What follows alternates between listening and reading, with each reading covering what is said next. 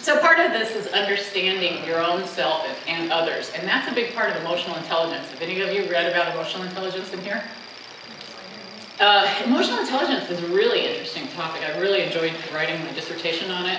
A guy named Daniel Goleman, G-O-L-E-M-A-N, is the guy that made this very popular in the last 15 years. And companies are starting to care more about your EQ, which is your emotional quotient, than your IQ. And they're testing you sometimes for this. And the good news about emotional intelligence, which is different than a different personality assessment than how Myers-Briggs is. Myers-Briggs is kind of how you are from birth. That's what you are. It's definitely nature. They've shown that if you take a Myers-Briggs years down the road, you're still going to be an ESTJ or whatever it turns out. Emotional intelligence can be developed. This is something you can work on. And I like to describe emotional intelligence as your ability to understand yourself, your own emotions, as well as those in others. And there's a lot of emotional intelligence tests, and what they're looking for, I use Baron's definition here, but there's a few different definitions between Daniel Goleman and Reuben Baron and a few others. But it's basically having empathy, interpersonal skills, intrapersonal skills, stress tolerance and ability to handle just like general stress and have a good mood, and being adaptable. So, as the picture is telling you, EQ is kind of a bigger part of the picture these days than your IQ. And they want you to be intelligent, obviously.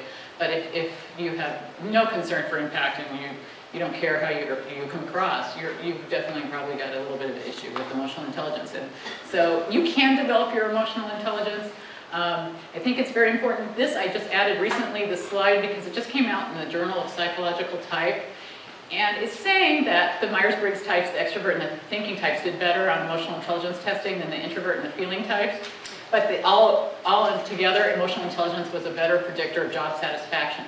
So you can't really do anything about being an introvert or a feeling type or whatever the Myers-Briggs type is, but you can develop your emotional intelligence. So I do recommend a couple different books. Marcia Hughes has written a book that she's the one who trained me to be certified, and I recommend some of her books.